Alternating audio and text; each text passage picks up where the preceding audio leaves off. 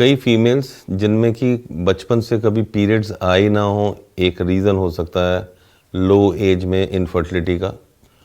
कई फीमेल्स ऐसी हैं जिनमें हाइपोप्लास्टिक यूट्रस है, मींस बच्चेदानी का जो साइज़ है वो एक नॉर्मल डेवलप ही नहीं हुआ, जिसको हम कई बार इन्फेंटाइल यूट्रस कह के भी बुलाते हैं।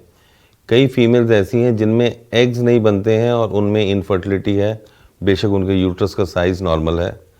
कई फीमेल्स ऐसी हैं जिनमें जेनेटिक फैक्टर्स हैं जिसके कारण उनका जो यूट्रस है वो डेवलप प्रॉपर है, बट उनको जो पीरियड्स हैं वो प्रॉपर तरीके से नहीं आते।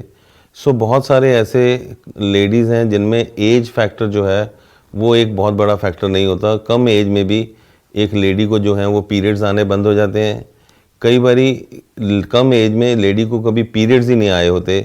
कई बारी पीरियड्स आते हैं बट उनका यूट्रस जो है वो प्रॉपर तरीके से प्रेगनेंसी अचीव करने में कामयाब नहीं हो पाता। सो एज फैक्टर के कारण अगर किसी लेडी में इनफर्टिलिटी है तो डिफरेंट टेक्निक्स, जिसको हम ART प्रोसीजर्स कहते हैं, उनको यूज़ करके हम उस लेडीज़ में प्रेगनेंसी अचीव करने में कामयाब हो सकते हैं।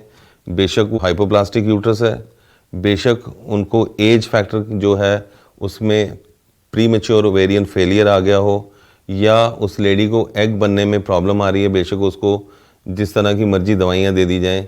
सो ऐसी लेडीज़ जिसमें एज फैक्टर नहीं है बट उनमें प्रेगनेंसी नहीं हो पा रही, may be of different reasons, that is hormones, कई बारी जेनेटिक फैक्टर, कई बारी हाइपोप्लास्टिक यूट्रस और कई बारी एग ना बनना, ये सारे फैक्टर्स जो हैं उनमें ये कंट्रीब्यूट करते हैं और उनको IVF टेक्निक से हम प्रेगनेंसी अचीव करने में कामयाब हो पाते हैं, उनको प्रेगनेंसी अचीव करने में हमें कामयाबी मिलती है।